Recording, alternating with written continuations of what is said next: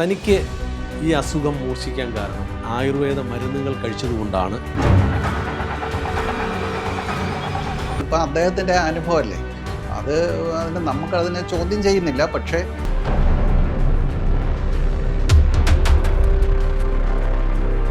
ഈ ഗുളികളെല്ലാം ഇറങ്ങിയതിന് ശേഷമാണ് ഇങ്ങനെയുള്ള ചികിത്സകൾ ഇപ്പോൾ എളുപ്പമായതുകൊണ്ട് ആളുകൾ അതിൻ്റെ പുറകെ പോയതുകൂടി ഈ ചികിത്സകളെല്ലാം നശിച്ചുപോയി.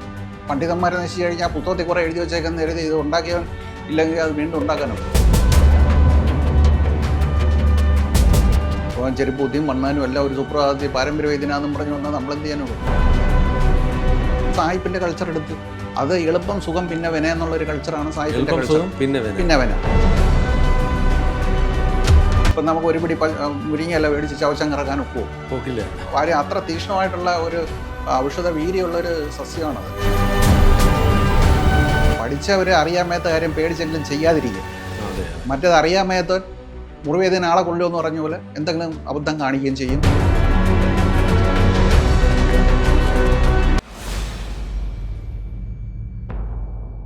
നമസ്കാരം.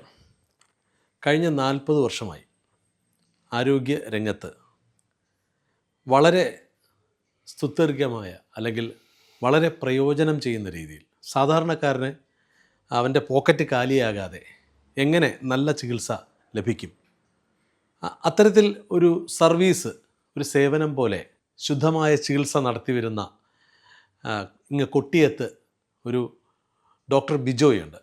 അദ്ദേഹം ഒരു കാരണസ്ഥാനത്ത് നിന്നിട്ടാണ് ഓരോ രോഗികളെയും അല്ലെങ്കിൽ അസുഖബാധിതരെയും കണ്ട് കാര്യങ്ങൾ പറയുകയും അവർക്ക് വേണ്ട നിർദ്ദേശങ്ങൾ നൽകുകയും വളരെ ലളിതമായ രീതിയിലാണ് അവിടെ ആ ചികിത്സ നടന്നുകൊണ്ടിരിക്കുന്നത്. Doctor ബിജോയ്സ് Ayurveda hospital Kottiyam. ഇന്ന് ഡോക്ടർ ബിജോയ് സാറാണ്. സാറിനെ നമുക്ക് സ്വാഗതം ചെയ്യാം.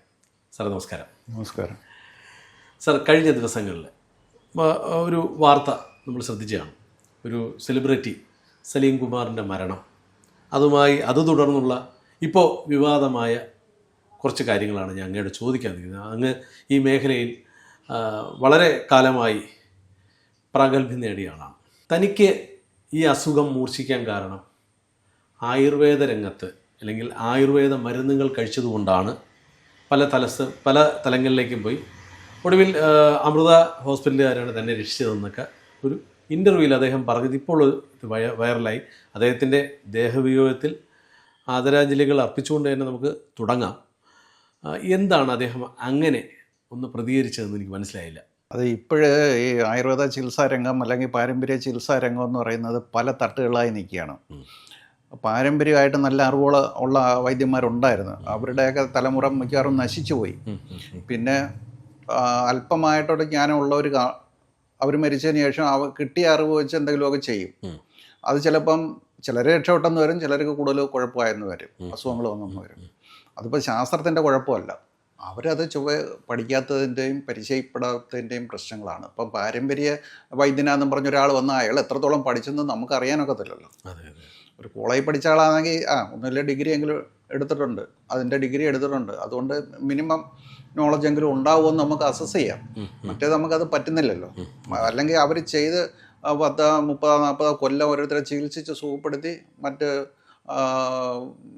നെഗറ്റീവ് ആയിട്ടുള്ള അഭിപ്രായങ്ങളില്ലാത്ത രീതി ചികിത്സിച്ച ഒരാളാണെങ്കിൽ നമുക്ക് ഏറെക്കുറെ വിശ്വസിക്കാം. അല്ല, അദ്ദേഹം പറയുന്നത് 3-4 പേരെടുത്ത് പോയി എന്നും അവരെല്ലാവരും നിങ്ങളാരും അങ്ങനെ പോകരുതെന്നും ഈ പാരമ്പര്യ ചികിത്സയ്ക്ക് പോകരുതെന്നും ആയുർവേദം നമുക്കൊരു വിശ്വാസ യോഗ്യമല്ല എന്നൊക്കെ അദ്ദേഹം പറയുന്നുണ്ടായിരുന്നു. അതിപ്പോൾ അദ്ദേഹത്തിൻ്റെ അനുഭവമല്ലേ അത്, നമുക്കതിനെ ചോദ്യം ചെയ്യുന്നില്ല. പക്ഷേ പാരമ്പര്യ രംഗത്ത് ക്വാളിഫൈഡ് ആയിട്ടുള്ള ആളുകൾ ഇപ്പം വളരെ അപൂർവമാണ്. അപ്പം എന്നാൽ എണ്ണത്തിൽ കൂടുതലും ഉണ്ട് അവകാശവാദം പറയാൻ. ഞാനും പാരമ്പര്യ വൈദ്യനാന്ന് പറയും. അപ്പോൾ ചെരുപ്പൂത്തിയും മണ്ണാനും എല്ലാം ഒരു സുപ്രഭാതത്തിൽ പാരമ്പര്യ വൈദ്യനാന്നും പറഞ്ഞു വന്നാൽ നമ്മളെന്ത് ചെയ്യാനൊക്കെ. എന്നാൽ പ്രഗത്ഭരായിട്ടുള്ള ചിലപ്പോൾ 1-2 പേരെ ഇപ്പോഴും അവശേഷിക്കുന്നുള്ളു ഇന്നത്തെ കാലത്ത്. ബാക്കിയുള്ളവരൊക്കെ മൺമറഞ്ഞു പോയി. അവരുടെ മക്കൾ ഇവർ ജീവിച്ചിരിക്കുമ്പം വേറെ പേർഷ്യയിലും മറ്റു ജോലിക്കുമൊക്കെ പോകും. ചിലപ്പോൾ ഒക്കാതെ വരുമ്പോഴായിരിക്കും വീണ്ടും പാരമ്പര്യ വൈദ്യനാന്നും പറഞ്ഞെടുത്ത് ചാടുന്നതിനകത്തോട്ട്.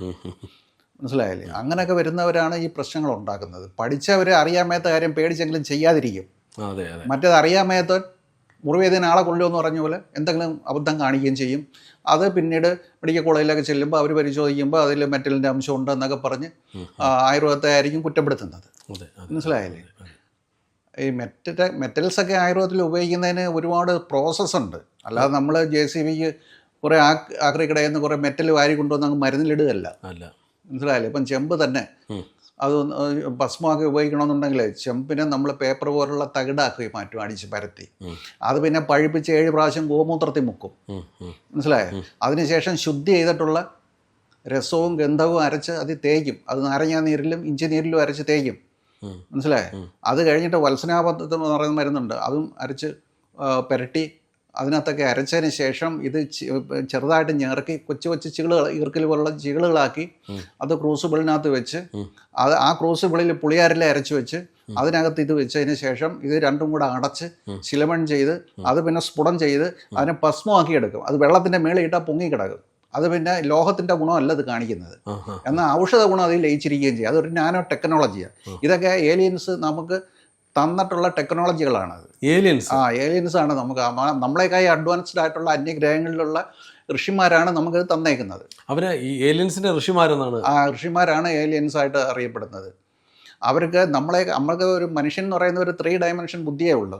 അവർക്കൊക്കെ 12 ഡയമെൻഷനിലുള്ള അറിവുകളും കഴിവുകളും ഉള്ളവരാണ്. അവരെ ആപ്തന്മാരെന്ന് നമ്മൾ പറയുന്നത്. എററില്ല അവർക്ക്. പൊതുവെ എൻ്റെ ഒരു സംശയം, പൊതുവെ ഇത്തരം ആയുർവേദ നാട്ടു ചികിത്സകളൊക്കെ ഈ വനവാസികളുടെ നിന്നും അല്ലെങ്കിൽ ആദിവാസികളുടെ നിന്നും ഈ വനത്തിൽ നിന്നൊക്കെയാണ് അത് കിട്ടിയെന്നൊരു പറയുന്നുണ്ട്. അതൊക്കെ തെറ്റിദ്ധരിപ്പിക്കാൻ വേണ്ടി ഇതിനെപ്പറ്റി ബേസിക് നോളജ് ഇല്ലാത്തവർ അവരുടെ അല്പജ്ഞാനം വെച്ച് പറഞ്ഞ് പരത്തിയേക്കുന്നതാണ്. അല്ല ഡോക്ടറെ, നമ്മൾ ചില കാര്യങ്ങൾ നോക്കുമ്പോൾ പച്ചില മരുന്നുകൾ എല്ലാം വനത്തിനാണുള്ളത്. അവിടെ നിന്നാണ് ഇപ്പോഴും വനത്തിൽ പോയി പച്ചില മരുന്നുകൾ പറിക്കുന്നവരുണ്ട്. അപ്പോൾ സ്വാഭാവികമായിട്ട് നമ്മൾ ചിന്തിക്കുന്നതാണ് അത് നാട്ടുമരുന്നെന്ന് പറയും. അതിന് വാതപിത്ത കഫങ്ങളുടെ ഒരു തിയറി ഒന്നുമില്ല. അപ്പം കാട്ടിയാധികാർ അവരുടെ അനുഭവത്തിൽ ചില മരുന്നുകൾ കൊള്ളാൻ തോന്നുന്നു, അവർ കൊടുത്ത് അറിഞ്ഞു വരുന്നിട്ട് നാട്ട് ചികിത്സ എന്നാണ് പറയുന്നത്. അത് ആയുർവേദോ സിദ്ധോ അല്ല, ഒന്നുമല്ല. അത് നാട്ടുവൈദ്യം എന്ന് പറയും. ചില കാണിക്കാർ അങ്ങനെയൊക്കെയുള്ളവർ ചില മരുന്നുകളൊക്കെ ഉപയോഗിക്കുന്ന ഫലം കാണുന്നതുകൊണ്ട് അവർ പരമ്പരയായിട്ട് രണ്ടാണ്. മനസ്സിലായില്ലേ? എന്നാലും ആ മരുന്നുകൾ ആയുർവേദത്തിൽ പെടുന്നതായിരിക്കും പലതും. മനസ്സിലായില്ലേ? അത് വൈദ്യന്മാർ ചെയ്യുമ്പോൾ അതിന് കുറച്ചുകൂടെ മാറ്റം ഉണ്ടാവും. കാരണം അവർ ശാസ്ത്രം അറിഞ്ഞ് ചെയ്യുന്നത് കൊണ്ട് അതിന് കുറേ കൂടെ പ്രയോജനം ഉണ്ടാവും. അത് രണ്ടും ഒന്നല്ല.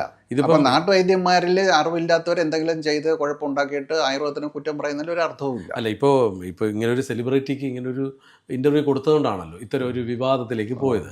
സാധാരണ അപ്പം അറിയപ്പെടുന്നവർ ഇത് പുറത്തേക്ക് പറയുന്നു, അറിയപ്പെടാതെ ഒരുപാട് പലരും പുറത്തേക്ക് പറയാതെ മറ്റൊരു ചികിത്സയ്ക്ക് പോകുന്നു, അല്ലെങ്കിൽ അങ്ങ് നേരത്തെ പറഞ്ഞ മരണത്തിലേക്ക് പോവുകയാണ്.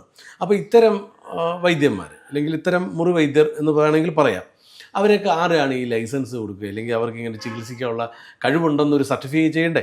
അതിപ്പം സോഷ്യൽ മീഡിയ ഒക്കെ ഉണ്ടല്ലോ, അതിനകത്ത് വാചാലമായി സംസാരിക്കുന്നവരിൽ വീഴുന്ന ആളുകളാണ് അതിനൊക്കെ പോകുന്നത്. പണ്ട് കാലത്ത് ട്രെയിൻ നിറച്ച ആളുകൾ പോകുമായിരുന്നല്ലോ മീൻ വിഴുങ്ങാനായിട്ട്, ആസ്മയ്ക്ക്. ഇപ്പം പോകുന്നില്ലല്ലോ. അതുപോലെ ഷിമോഗയിലേക്ക് ക്യാൻസർ മാറണമെന്നും പറഞ്ഞിട്ട് എല്ലാവരും കാറും എടുത്തുകൊണ്ട് അങ്ങ് പോകുമായിരുന്നല്ലോ. ഭയങ്കര ട്രാഫിക് ബ്ലോക്കും ഒക്കെ ആക്കി ഭയങ്കരമായിട്ടുള്ള പബ്ലിസിറ്റിയൊക്കെ അല്ലേ. അതിപ്പം ചക്കുളത്താണ് ദേവിക ശക്തി എന്ന് കൂടിയ ആളുകളെല്ലാം ചക്കുളത്തോട്ട് പോകും. ഊനമ്പായക്കുളത്ത് ദേവിക്കാണ് ഇപ്പം ശക്തി കൂടുതലെന്ന് പറഞ്ഞാൽ അവരെല്ലാം കൂടെ ഓടി ഇങ്ങോട്ട് വരും. അതുപോലെ കുറേ രോഗികളുണ്ട്, ഓട്ടക്കാർ. അവർ കിടന്ന് ഓടുന്നതൊക്കെ വലിയ ഒരു അർത്ഥവും അതിനകത്തില്ല. അപ്പോൾ ഈ യൂട്യൂബിൽ ഇപ്പം നമ്മളും ഇപ്പോൾ സോഷ്യൽ മീഡിയയിലാണ്, ഈ പ്ലാറ്റ്ഫോമാണ്. അപ്പം അധികം വാക്ചാതുര്യമുള്ളവർ ഈ വലകൾക്ക് വിഴുന്നു എന്നാണ് അങ്ങ് പറയുന്നത് അല്ലേ? അവരുടെ വാക്ചാതുര്യത്തിൽ അവർ വിട്ടുപോകുന്നു, എന്നുള്ളത്. ഇപ്പം നമ്മളിപ്പം പറയുകയാണ്, എനിക്കിപ്പോൾ ഒരു മരുന്നുണ്ടാക്കാനുള്ള കഴിവുള്ള ഒരാളുണ്ട്, ഇപ്പം ഞാൻ പറയണേ ഇന്ന സ്ഥലത്താണ് എന്ന് പറഞ്ഞല്ലേ എത്രത്തോളം ആളുകൾ അത് വിശ്വാസം യോഗ്യമായി എടുക്കും ഒരു വ്യക്തി പറയുമ്പോൾ? സാറിന് ഈ വ്യക്തികൾ പറഞ്ഞാണല്ലോ ഇന്ന സ്ഥലത്തുണ്ടെന്ന് അറിയാം. നമ്മൾ ഒരു രോഗിയെ വാച്ച് ചെയ്യണം. ഒരു രോഗം മാറി അവൻ 10, 20, 30 കൊല്ലം ആ അസുഖം ഇല്ലാതെ ആരോഗ്യമായിട്ട് ജീവിക്കുന്നെങ്കിൽ അവന് രോഗം മാറിയായിട്ട് നമുക്ക് കണക്കാക്കാം. അല്ലാതെ നമ്മൾ കേട്ടും കൊണ്ട് മാത്രം ചെയ്തിട്ട് കാര്യമില്ല. നമുക്ക് നമ്മളെ പരിസരത്തുള്ള ആളുകൾ ആയുർവേദം ചെയ്തിട്ട് എത്ര കാലം സുഖമായിട്ടിരിക്കുന്നു, മറ്റു രോഗങ്ങളില്ലാതെ ഇരിക്കുന്നു, അത് നമ്മൾ വാച്ച് ചെയ്യണം. ഈ റിസർച്ചിൻ്റെ ആദ്യത്തെ ഘട്ടം തന്നെ നിരീക്ഷണമാണ്. മനുഷ്യൻ എന്ന് പറഞ്ഞാൽ റിസർച്ച് ചെയ്യാനുള്ളവനാണ്, മൃഗത്തിൻ്റെ കൂട്ടല്ല. അവൻ നിരീക്ഷിക്കണം ഇത് സത്യമാണോ അല്ലയോ എന്നുള്ളത്. നിരീക്ഷിക്കാതെ എടുത്ത് ചാടരുത്.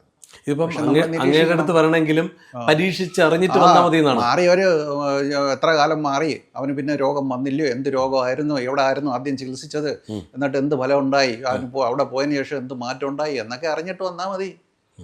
എനിക്ക് നിർബന്ധമില്ല. അവര് സാവകാശം അത് പഠിച്ചിട്ട് വന്നാൽ എനിക്ക് എളുപ്പമായി.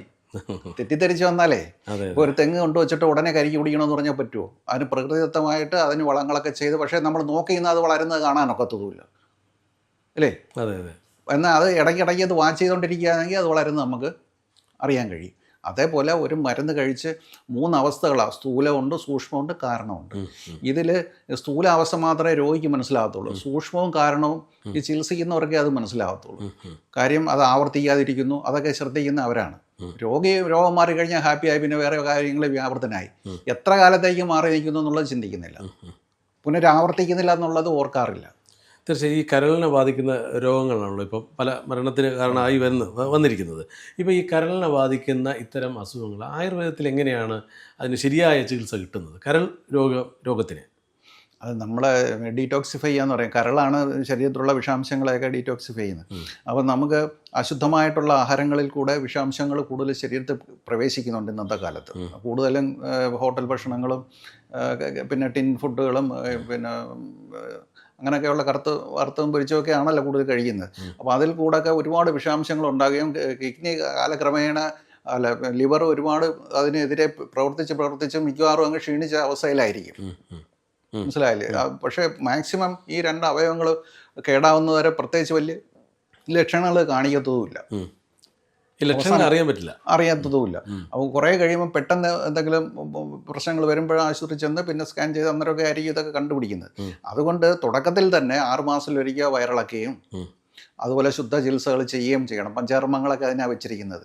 ഈ പൊക്കിളിന് കീഴോട്ടുള്ള ഭാഗങ്ങൾ നമ്മൾ വിരേചിപ്പിച്ച് ശുദ്ധപ്പെടുത്തും. ഈ ഉരസിന് മേപ്പോട്ടുള്ള ഭാഗങ്ങളെ ഛർദ്ദിപ്പിച്ച് ശുദ്ധിപ്പെടുത്തും. കഴുത്തിന് മേലുള്ള ഭാഗങ്ങൾ നസ്യം ചെയ്ത് ശുദ്ധി ചെയ്യും. പിന്നെ രക്തമോക്ഷം ചെയ്തിട്ട് ശാഖാഗതമായ രോഗങ്ങളെന്ന് പറയും. ത്വക്കും രക്തത്തിനെയാണ് ശാഖ എന്ന് പറയും. ആ രോഗങ്ങളെ അത് രക്തമോക്ഷം ചെയ്തും സുഖപ്പെടുത്തും. ഇങ്ങനെയൊക്കെയുള്ള പണികളുണ്ടായിരുന്നു. പക്ഷേ ഇപ്പം ഗുളികൾ ഇറങ്ങിയപ്പം ഇതിനൊന്നും ആരും നിൽക്കത്തില്ല. തൽക്കാലം ഗുളിക ഉണ്ടല്ലോ, പഥ്യവും ഇല്ലല്ലോ എന്ന് കരുതി ആ മായ ലോകത്തിലോട്ട് അങ്ങ് വീണു പോകും. അത് പിന്നെ അങ്ങ് ശീലമാവും. പിന്നെ ഇതൊന്നും ആരും ചെയ്യത്തതുമില്ല. അപ്പോൾ ഇതിനെപ്പറ്റി സമൂഹത്തിന് ഇപ്പം വ്യക്തമായ ധാരണയില്ല എങ്ങനെയാണ് ശുദ്ധ ചികിത്സ ചെയ്യേണ്ടതെന്നുള്ളത്. അത് സേവിക്കുക, അല്ല ഗുളിക 2 വിഴുങ്ങി വെള്ളവും കുടിച്ചിട്ട് നമ്മൾ ഇഷ്ടമനുസരിച്ച് മദ്യപിക്കുക, ഇഷ്ടമുള്ള ആഹാരങ്ങളെല്ലാം കഴിച്ച് നടക്കുന്നതിനാണ് മനുഷ്യന് സ്വാഭാവികമായിട്ട് ആഗ്രഹം. പക്ഷേ അത് കാലക്രമേണ നമ്മൾ ആന്തരിക അവയവങ്ങളെ കേടാക്കും എന്നുള്ള കാര്യം അവർ ശ്രദ്ധിക്കുന്നതുമില്ല. ഈ മറ്റാഹാരം മാത്രമല്ല, മദ്യം കഴിച്ചു കഴിഞ്ഞാൽ ഇത്രയ്ക്ക് കരളിന് ഒരുപാട് പ്രശ്നങ്ങളുണ്ടാവാൻ സാധ്യതയുണ്ട്. അത് അമിതമായാൽ അമൃതം വിഷം എന്ന് പറഞ്ഞ് കേട്ടിട്ടില്ലേ? പല അരിഷ്ടത്തിലൊക്കെ ആൽക്കഹോളിൻ്റെ അംശം ഉണ്ടല്ലേ, അത് ഒരു ചെറിയ അളവിലേ ഉള്ളൂ. അതൊക്കെ ഉപയോഗിക്കുന്നതിൽ ശരീരത്തിന് ദോഷമൊന്നുമില്ല. അത് സ്ഥിരമായിട്ട് അങ്ങ് മുക്കി കുടിക്കുകയല്ല, ലിറ്റർ കണക്കിന് കുടിക്കുകയല്ല. 1 ഔൺസ് ഒക്കെ വൈദ്യ നിർദ്ദേശം അനുസരിച്ച് ഗുളികളൊക്കെ ചേർത്ത് കഴിക്കുമെന്നുള്ളതേ ഉള്ളൂ. അതുകൊണ്ട് വേറെ പ്രശ്നങ്ങളൊന്നും ഉണ്ടാകത്തില്ല. പിന്നെ ഏതും അമിതമായാൽ അബദ്ധമാണ്. ഇപ്പം മുരിങ്ങ നല്ലതാണ്, നമ്മൾ ഇത്രയും കാലം ഉപയോഗിച്ചു. ഇപ്പം ആസ്ട്രേലിയ മുരിങ്ങ നിരോധിച്ചെന്ന് പറയുന്നത്. കാരണം എന്താ? ഉടനെ നല്ലതാണെങ്കിൽ ഉടനെ പൊടിച്ച് കിൻഡിൽ കണക്കിന് അങ്ങ് തിന്നാൻ തുടങ്ങും, അല്ലെങ്കിൽ അങ്ങ് വിൽക്കാൻ നോക്കും. അപ്പോഴത്തേക്ക് അത് പ്രശ്നങ്ങളാണ്. ഒരുപാട് പേര് കയറ്റുമതി ചെയ്യുന്നുണ്ട്. അത് തന്നെ. ഈ പൊടി എല്ലാം കൂടെ വാരി അങ്ങ് തിന്നാൻ തുടങ്ങി. അപ്പം പല ബാറുകളിലും മദ്യത്തിനോടൊപ്പം മുരിങ്ങപ്പൊടിയും കൂടെ കൊടുക്കുന്നുണ്ട്. കാര്യമെന്ന് വെച്ചാൽ അതിൻ്റെ ദോഷം മാറാനായിട്ട്. അങ്ങനൊന്നും ചെയ്തിട്ട് അത് അന്ന് ആരോഗ്യകരമായ ഒരു നടപടിയല്ല. അപ്പോൾ അങ്ങനെയൊക്കെ ചെയ്യുമ്പോൾ പല പ്രശ്നങ്ങളും ഉണ്ടാവും. അന്നേരം പിന്നെ അത് നിരോധിക്കേണ്ടി വരും. അപ്പോൾ ഇതിനൊക്കെ വൈദ്യ നിർദ്ദേശം അനുസരിച്ചാണ് ഇതൊക്കെ ഉപയോഗിക്കേണ്ടത്. മുരിങ്ങയ്ക്കൊക്കെ ഇത്ര അളവിൽ ഇന്ന രീതിയിലൊക്കെ ഉപയോഗിക്കണമെന്നതിന് കണക്കുകളുണ്ട്. ചില രോഗങ്ങളിൽ, ചില മർമ്മ ചികിത്സകളിലൊക്കെ മുരിങ്ങയില ഉപ്പും മഞ്ഞളും വെളുത്തുള്ളിയും ജീരവും എല്ലാം കൂടെ ചേർത്ത് വറുത്തൊക്കെ വെച്ചിട്ട് ചോറും അത് മാത്രം ചവച്ച് തിന്നും ചില തൈലങ്ങളൊക്കെ സേവിക്കും. അങ്ങനെയൊക്കെ സേവിപ്പിച്ച് നമ്മൾ വല്ല ബാംബു സ്പൈൻ പോലെയുള്ള വലിയ രോഗങ്ങളൊക്കെ തൈലങ്ങളൊക്കെ സേവിച്ച് മാറ്റിയിട്ടുണ്ട്. പക്ഷേ അതിനൊരു വിധിയുണ്ട്. ആ വിധിപ്രകാരം ചെയ്യണം. അല്ലാതെ വെറുതെ ഇപ്പം നമുക്ക് ഒരു പിടി മുരിങ്ങയല്ല മേടിച്ച് ചവച്ചങ്ങിറക്കാൻ ഒക്കില്ല. കാര്യം അത്ര തീക്ഷ്ണമായിട്ടുള്ള ഒരു ഔഷധ വീര്യമുള്ളൊരു സസ്യമാണത്. ഒരില 2 ഇല നമുക്ക് ചിലപ്പം തിന്നാൻ പറ്റിയെന്ന് വരും.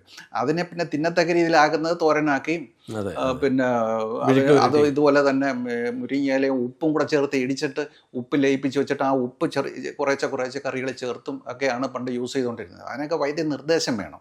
അല്ലാതെ ഇത് തോന്നുന്ന പോലെ എടുത്ത് പെരുമാറിയിട്ട് മുരിങ്ങയെ കുറ്റം പറഞ്ഞിട്ട് കാര്യമില്ല, അത് നിരോധിച്ചിട്ടും കാര്യമില്ല. ഏതായാലും ഈ മോഡേൺ മെഡിസിനാണ് ഇപ്പോൾ പലരും ഇങ്ങനെ ഈ സലീം കുമാറിൻ്റെ വിഷയത്തോടു കൂടി അത് ഹൈപ്പിൽ നിൽക്കുന്ന ഒരു അവസ്ഥയിലേക്കാണ് പോയത്.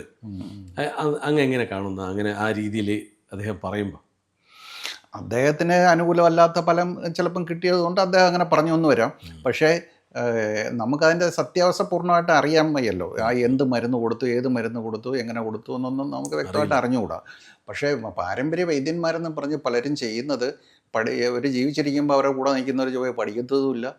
അവസാനം എന്തെങ്കിലുമൊക്കെ അറിയാൻ വയ്യ അത് ചെയ്ത് കുഴപ്പമാക്കുകയും ചെയ്യും. ഇപ്പം മെറ്റൽസൊക്കെ യൂസ് ചെയ്യണമെന്നുണ്ടെങ്കിൽ നല്ല രീതിയിൽ അത് നീറ്റാനും അതിൻ്റെ പ്രവർത്തനങ്ങളെല്ലാം ഒരു 10 കൊല്ലമെങ്കിലും നല്ല രീതിയിൽ പരിചയിച്ചവർക്കേ അത് ചെയ്യാനൊക്കത്തുള്ളൂ. ഇപ്പോൾ ഉള്ള ആയുർവേദ ഡോക്ടർമാരിൽ അതിൽ പരിചയക്കുറവ് കോളേജിൽ ഉള്ളത് കൊണ്ട് അവരും മിക്കവാറും ചെയ്യുന്നില്ല. അവരും കൂടുതലും ഹെർബൽ മെഡിസിൻ കൊണ്ടുള്ള ട്രീറ്റ്മെൻറ്റാണ് ചെയ്യുന്നത്. മനസ്സിലായാലേ? അപ്പോൾ ഹെർബ്സിലൊക്കെ ഉള്ള അയണിൻ്റെ അംശം എന്ന് പറഞ്ഞാൽ വളരെ കുറവ്. അപ്പോൾ ചീരയിൽ അയണുണ്ട്. നമ്മൾ നോക്കിയാൽ ഒരു ബാറ് അയൺ അതിനകത്ത് ചീരയെ കാണാൻ നോക്കുമോ? ഇല്ല, അംശമുണ്ട്, അംശങ്ങളേ ഉള്ളു. മനസ്സിലായില്ല? അത് മിതമായിട്ട് ഉപയോഗിക്കുന്നതിൽ വേറെ ദോഷങ്ങളില്ല. അതുപോലെ ഇതിനെ അംശങ്ങളാക്കി മാറ്റി, അതാണ് നാനോ ടെക്നോളജി എന്ന് പറയുന്നത്. ഏറ്റവും സൂക്ഷ്മമായ അംശങ്ങളാക്കി ശരീരത്തിൽ ലയിച്ച് നിൽക്കത്തക്ക, ഇപ്പോൾ ചീരയിലൊക്കെ എങ്ങനെയാണോ അയൺ ലയിച്ചിരിക്കുന്നത് അതേ പരുവത്തിലാക്കിയാണ് നമ്മൾ കൊടുക്കുന്നത്, അറിയാവുന്നവർ. തീർച്ചയായിട്ടും. അതുകൊണ്ട് ദോഷം ഉണ്ടാകത്തില്ല, ഗുണമേ ഉള്ളൂ. അല്ലാതെ ഇത് JCB കുറേ മെറ്റൽസ് വാരി കൊണ്ടുവന്ന് അങ്ങ് നേരെ അങ്ങ് മരുന്നിലോട്ട് തട്ടുകയല്ല.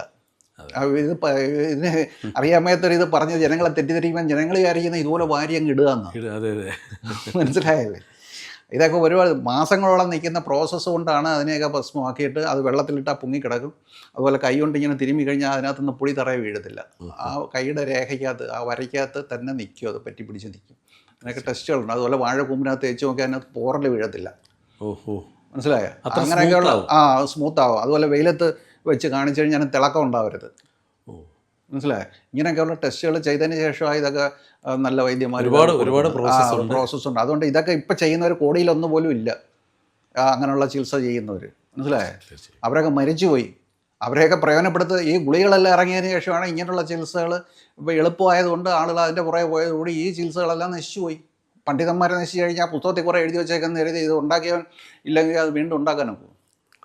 ഇതൊക്കെ നളന്ദ, തക്ഷശില മുതലായിട്ടുള്ള യൂണിവേഴ്സിറ്റികളിൽ 10,000 വർഷങ്ങൾക്ക് മുമ്പ് നല്ല രീതിയിൽ ഇതെല്ലാം നടത്തിക്കൊണ്ടിരുന്നതാണ്. അന്ന് ബുദ്ധിസ്റ്റുകളായിരുന്നു നടത്തിക്കൊണ്ടിരുന്നത്. ഇപ്പം ബുദ്ധിസ്റ്റുകൾ ഇന്ത്യയിൽ തന്നെ എവിടെ പോയെന്ന് ചോദിച്ചാൽ ആർക്കും അറിഞ്ഞൂടാ. അശോകൻ്റെ കാലത്ത് ബുദ്ധിസ്റ്റുകളായിരുന്നല്ലോ ഇവിടെ ഉണ്ടായിരുന്നത്. അവരാണ് അഷ്ടാംഗഹൃദയവും വാഗ്ഭടനൊക്കെ ബുദ്ധിസ്റ്റായിരുന്നു. അതൊക്കെ എഴുതിയതൊക്കെ അവരാണ്. പക്ഷേ ആ ഒരു കൾച്ചർ പോയി. ആ ഒരു കൾച്ചർ നമ്മൾ തന്നെ നശിപ്പിച്ചതാണ്. അതിൻ്റെ ഫലം അനുഭവം. എന്നിട്ട് സായിപ്പിൻ്റെ കൾച്ചർ എടുത്ത് അത് എളുപ്പം സുഖം പിന്നെ വെന എന്നുള്ളൊരു കൾച്ചറാണ് സായിപ്പിൻ്റെ കൾച്ചർ. പിന്നെ വെന ആദ്യം എല്ലാം ഗുളിക തിന്നുമ്പോൾ എളുപ്പമായിട്ട് തോന്നും. പിന്നെ ടെസ്റ്റ് ഓപ്പറേഷൻ ലക്ഷങ്ങൾ ചിലവായി, പിന്നെ കോടികൾ ചിലവായി, ICU കിടന്നങ്ങ് തീരുക ചെയ്യുന്നു. 10-14 ദിവസം ജീവിച്ചിരിക്കും.